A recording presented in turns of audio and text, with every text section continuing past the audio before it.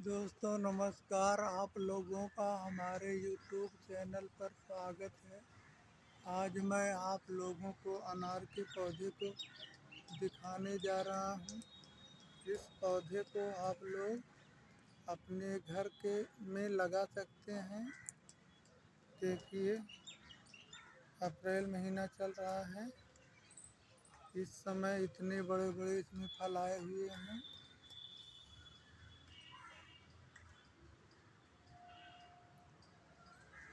अनार का जूस पीने से खून बढ़ता है और शरीर को बहुत ज़्यादा फायदा होता है। अनार का जूस स्वास्थ्य के लिए बहुत ही लाभदायक है।